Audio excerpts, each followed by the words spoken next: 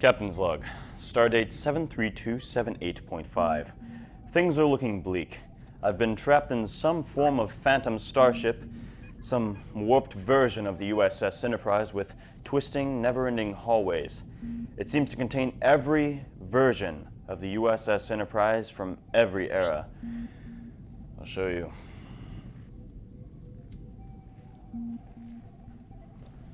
The bridge of the Enterprise C.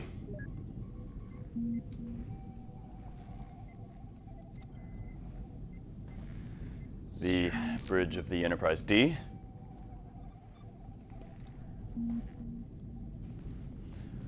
And so on.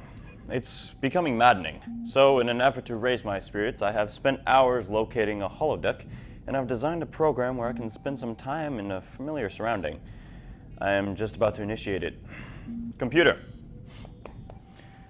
Initiate program Geeking Out About It, subsection Star Trek.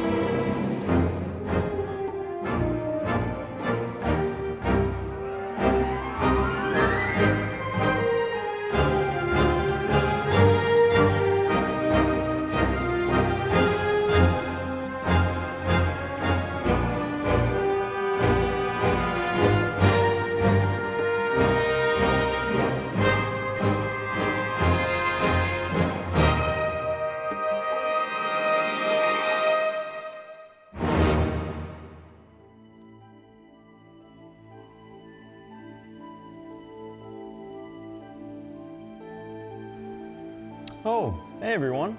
Welcome to another exciting episode of Geeking Out About It.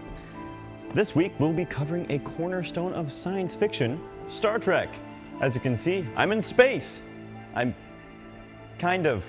Yes, we'll be taking a short survey of mission to try to introduce at least some of the space-faring behemoth which has dominated a large sector of nerd culture for over 50 years now.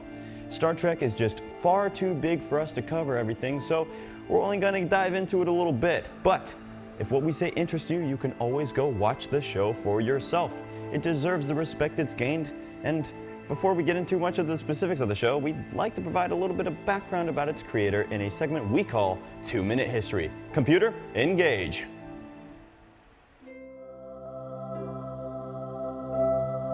The original TV series, referred to as Star Trek: The Original Series, made its first showing in 1966 on NBC. The original series ran for 3 seasons before being canceled. The series follows the adventures of the USS Enterprise over 5 years through its travels. The show is set in the 2260s, somewhere in the Milky Way galaxy, and it used its science fiction-based freedom to tackle many societal problems. Its creator, Gene Roddenberry, was an American screenwriter and producer, making such shows as the original series of Star Trek and the spin-off Next Generation. He was a World War II pilot, flying for the Army Air Forces in over 80 combat missions.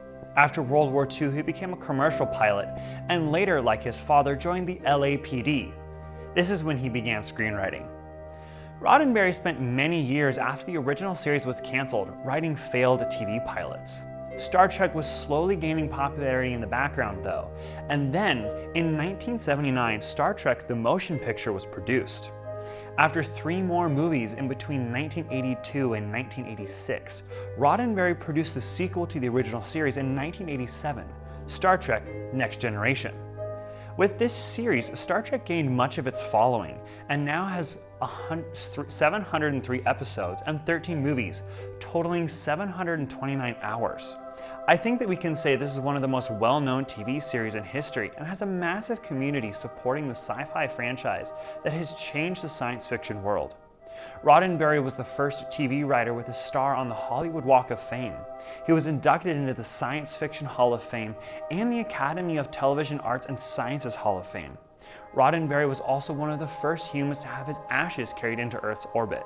You could say, Gene Roddenberry has boldly gone where no man has gone before. And with that, back to the studio. That was very enlightening, computer. Thank you for that. Now it's time to talk about the absolute enormity of Star Trek. In the computer's history briefing, we heard that there are over 729 hours of Star Trek content to consume. Due to the many different series of Star Trek, it ran for quite a long time, it provides you that large sum. First, there was Star Trek: The Original Series. Now, it wasn't called that when it first aired, of course, but it was called Star Trek. However, newer iterations of the show were created. A new way of referring to the show was needed. This version of the show was the original, the pioneer of Star Trek. Now, the reason it's kind of first over the rest of them is because it takes the first stance. It suffers a bit from a lackluster production and techniques of limited of the time, but compared to the other series, it made use of its resources. It's still fun to watch, especially because of its campiness, and we owe it the utmost respect for creating the following that allowed the rest of the other series to exist. Then, after the original series was canceled, there was a large gap. It was then followed up by some very important events. Star Trek was not popular enough to receive large investment, but after the cancellation, its popularity increased. Some movies were made and some content was created, but real success arrived for Star Trek when Star Trek: The Next Generation launched. This show takes place a century after the events of the original series and is by far the most popular series of Star Trek. The Next Generation was made with more resources, better techniques, and better technology. A more long-term plan from the original series it was based on. The Next Generation still followed the USS Enterprise, though it was a newer version of the ship, so it's a direct sequel to the original series. The show is beloved by many and is responsible for the rapid expansion of Star Trek's popularity, which allowed for the creation of our next 2 series. Coming up, we have Star Trek: Deep Space Nine. It was the first Star Trek spin-off series rather than following the journey of the USS Enterprise. The show follows the story of a space station called Deep Space Nine. This starts off as a kind of backwater assignment, but quickly gains importance when in the first episode of the show, the only stable wormhole in the galaxy is found to be very near the station, making it suddenly the most important space station in the galaxy. Since the station is a fixed position and the emphasis on the show is less on exotic ventures and more about characters in the station, some people come and go and relationships grow and change. But the characters develop more in this series perhaps than any other Star Trek. Deep Space Nine also has one other feature that makes it very unique: continuity. Most Star Trek series have an environment that changes every episode, and the shows tend to rest on all the characteristics and conditions that revert back to the status quo at the end of the episode. But Deep Space Nine doesn't really have that. Now, it doesn't mean that it's different as much. It still has some long-term development, but it's all character growth. Now, it's certainly much less pronounced in Deep Space Nine, where almost everything happens and changes the condition of the station in a long-lasting way. But different. Up next is Star Trek Voyager. This is another spin-off series which follows the journey of the USS Voyager, a science vessel that in the first episode is thrown far away from home, that at maximum warp speed it would take them 70 years to reach the Federation where they came from. This sets up a unique dynamic, as we follow the lone ship traversing throughout the vast amounts of alien space with absolutely no one who can help them when things go wrong. This means that most episodes possess some amount of tension and could make for a very interesting viewing experience. Unfortunately, though the show follows the original series model for continuity, it means that the show has some different flaws and it starts and finishes with the same status quo problem. Now, the series keeps you from experiencing any major growth over long periods of time and makes each episode lose the tension that there could be some lasting damage when things go wrong. It makes the viewer a little bit disappointed, which makes Voyager one of the least loved Star Trek series. Up next, we have Star Trek Enterprise. This is a prequel to the rest of Star Trek, and it follows the events leading up to the creation of the United Federation of Planets. The government from the earlier series focuses more on the ship Enterprise being the first ship that humans create that can go warp 5. Now, it means it's fast enough to make interstellar relations practical, and the show involves a great deal of political intrigue as well as time travel. But we won't get into that too much here because it's a little shaky.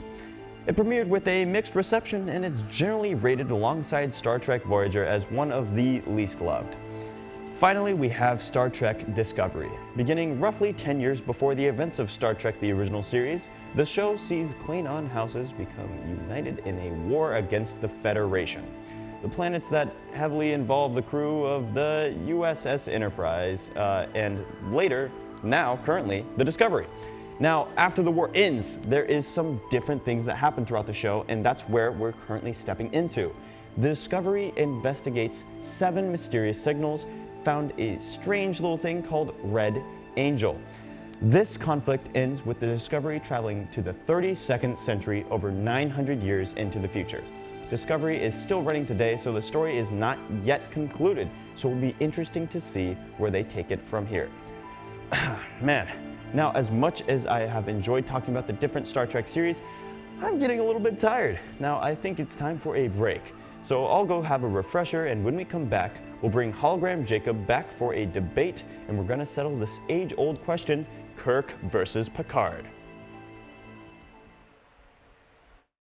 I joined OMN because I have always had an interest in creating things. I've been a DJ here at KBVR FM since my sophomore year, then I became a podcast director, and then finally I got the position of station manager.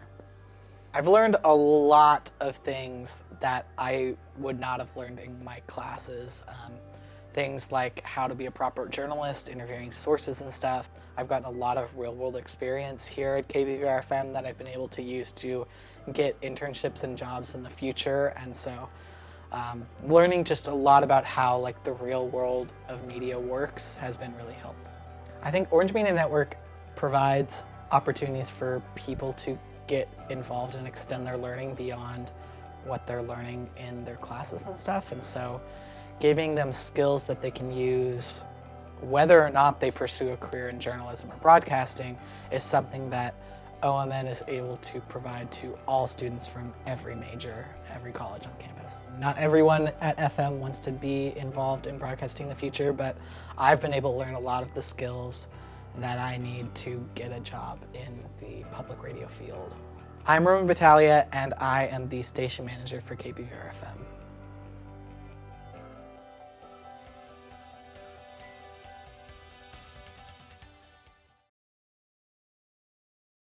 Located on your airwaves, outside your classrooms, and on the 4th floor of the Student Experience Center, Orange Media Network is home to Oregon State University's national award-winning student media organization.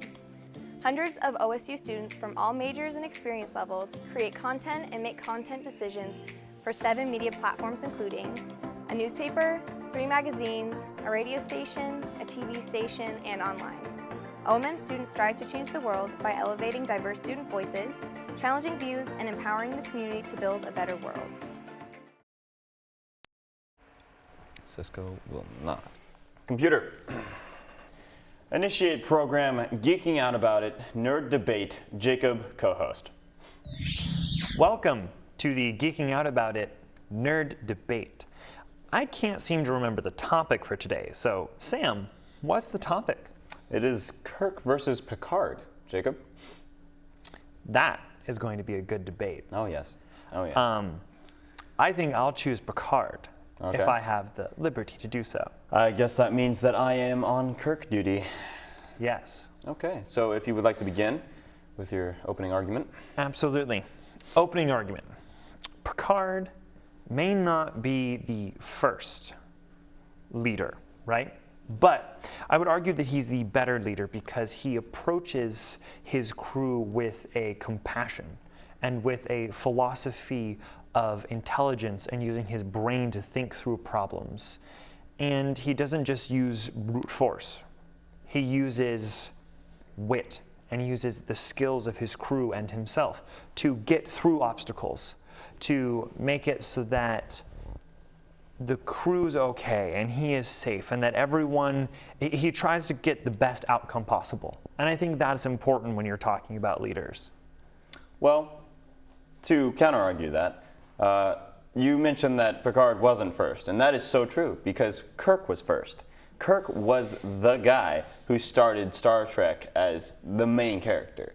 Kirk was the person who handled pretty much everything in the original series. So Kirk is the most important character. Kirk is the beginning of everything.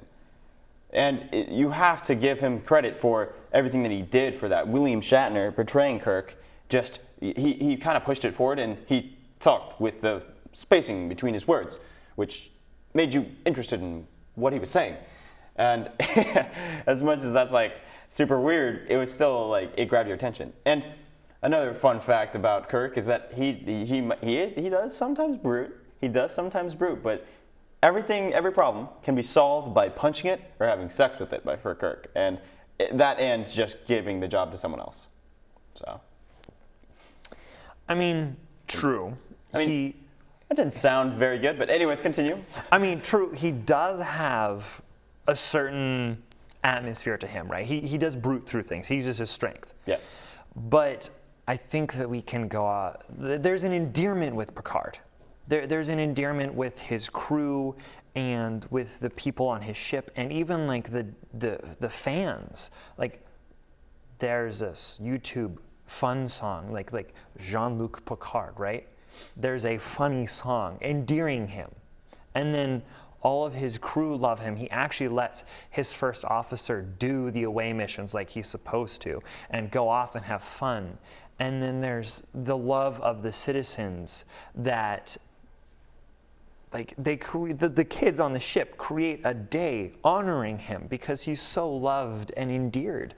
And I think that is important to consider when you're talking about a leader. It's about how willing people are to follow him, not be forced to follow. Okay.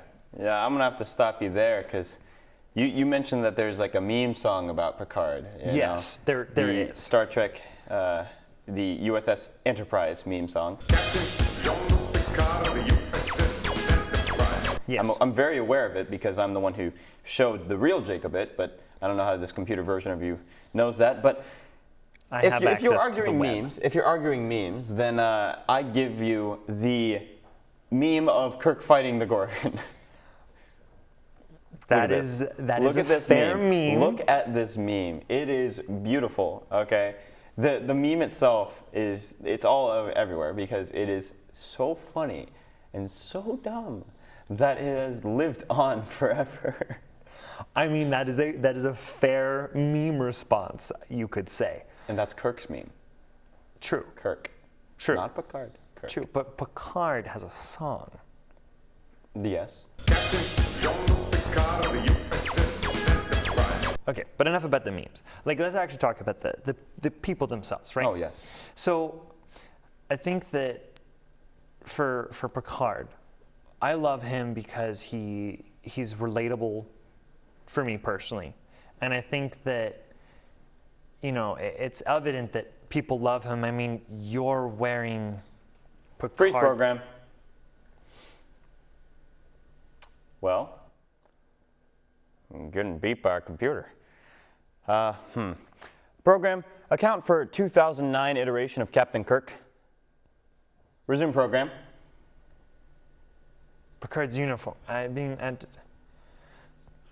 Yes, very nice. Now, I think you're forgetting one very crucial thing.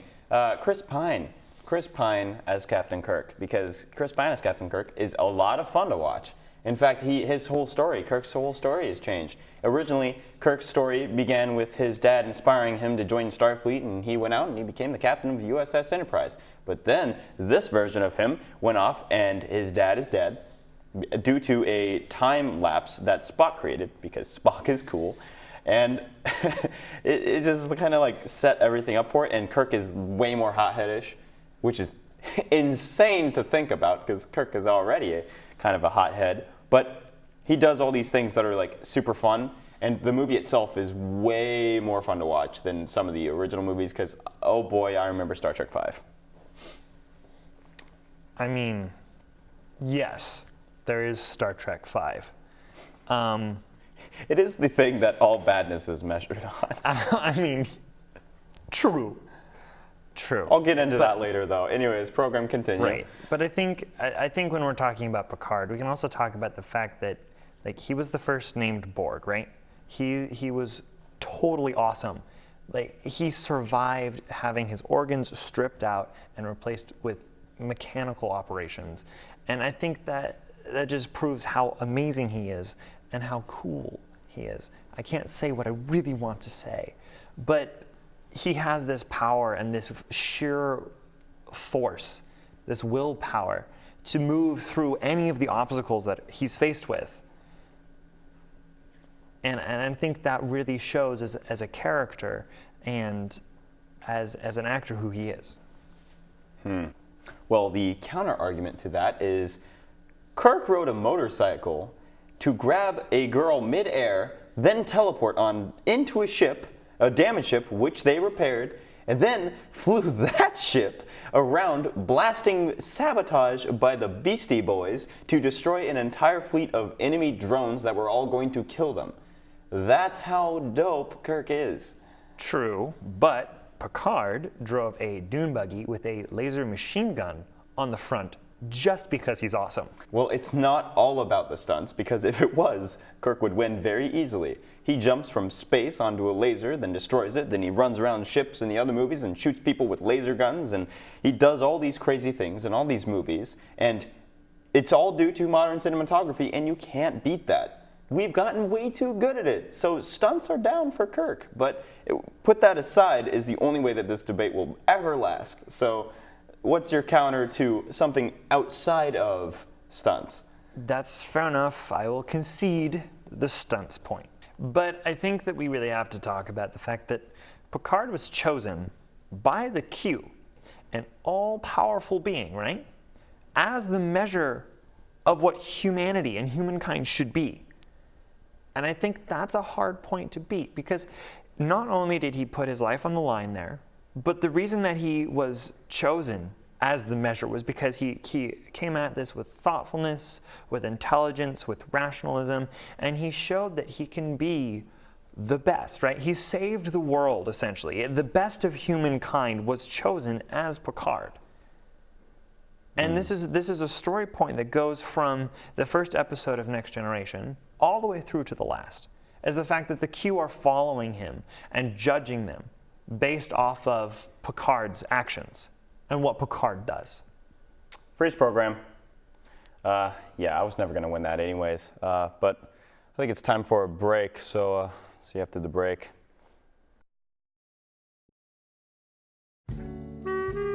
Audio, man, it's in the air. It's the fluctuations that vibrate our ear holes and make the cochlea sensitive, you know. You can't ignore it, and you try to start measuring it, and it just pulls you in. Well, I used to try to play music on my own, make the sounds from my own hands and instruments. Then I started recording. Upon hearing myself in my recordings, I decided I should just record. When you're a young adult who is serious about pursuing media as a career or even a side hustle, a lot of people won't take you seriously. OMN is cool because not only will they take you seriously, they'll push you and they'll give you all the tools to really try to do something special with it and let you be creative about it. And so that's what's been special about OMN to me. I'm Sam Lay, and I'm a student engineer at Orange Media Network.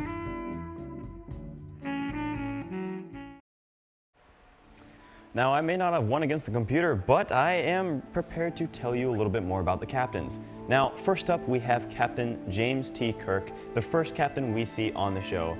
And we've already talked about him a good deal in the bait, so I'll keep it brief here. Played by William Shatner, Kirk was the first featured captain of the USS Enterprise, and he led it on its infamous 5-year journey through uncharted space. He's brash, courageous, and lovable, and we are eternally grateful for his influence on the Star Trek universe. Next up, we have Captain Jean-Luc Picard. Like Kirk, we've already discussed him in the debate, so I'll be brief here. Played by Patrick Stewart, Picard is a rational, calm, collected, peaceful man who prefers studying and philosophy to brash action whenever possible. He's beloved by his crew and the fans, and he is an amazing character. Next is the opposite of Picard, the brash, emotional captain of Deep Space Nine, Captain Benjamin Sisko. Played by Avery Brooks, Captain Sisko is a man driven by intuition and emotion. He loves his crew and will do anything to help them, even if it violates his direct orders. But he takes the rules as law, but is willing to endure punishment placed upon him if the principles that require them to break the law, he'll take the punishment. Sisko will not back down. Another very interesting thing that happens with Sisko is his transformation into a religious figure. In the first episode of Deep Space Nine, Captain Sisko discovers the wormhole near his station. This wormhole is believed to be the Temple of the Prophets by the major local planet, Bayor. Now, Deep Space Nine orbits this planet, so when Sisko was the first person to discover the temple and enter it, the Bajorans believed him to be their messiah, the emissary of the prophets. One of the best plot lines in Deep Space Nine is Sisko wrestling with his atheism while being a holy figure for another civilization, as well as balancing his responsibilities for the Federation and being a holy figure. So Sisko is a very complex, deep character, and we love him very much. Next up on the list is Captain Catherine Janeway, played by Kate Mulgrew. Janeway is not the first female Star Trek captain that we see in the franchise, but she is the first to be in charge of the main ship of the show. Janeway is in charge of the USS Voyager at the time of its displacement into the Delta Quadrant, 70 years from Federation space at maximum warp. Now, she is put in the unbelievable position of having to lead that crew trapped in a faraway place. Now, as much as I would love to talk about even more captains such as Archer and Pike and etc., I have sadly run out of time. So that is all for tonight's episode. Now, I hope you enjoyed it, and I hope that you will join us again next week as we talk about another topic. Now, you should also go and check out more content by KBVR TV and check out our YouTube page where all the full episodes will be posted, and we can keep you updated on some very interesting things. Also, check out our Facebook, Instagram, and Twitter pages where most updates and a ton of extra content will be posted. Thank you all for watching, and goodbye.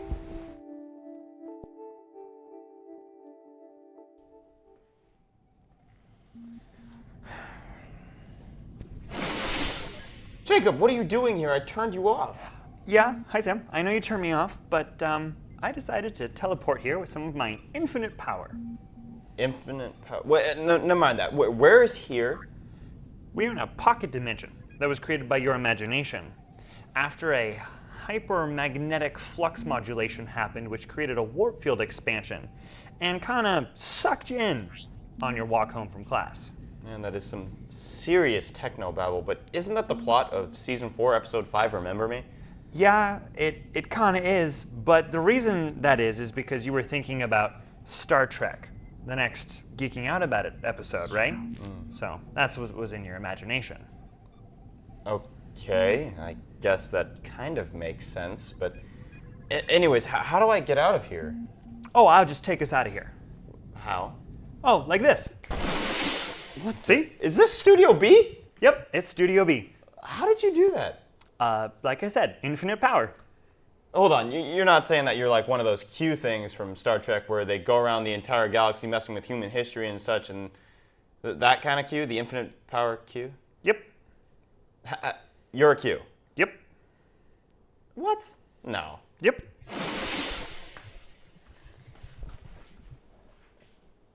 And on that note, see you next week.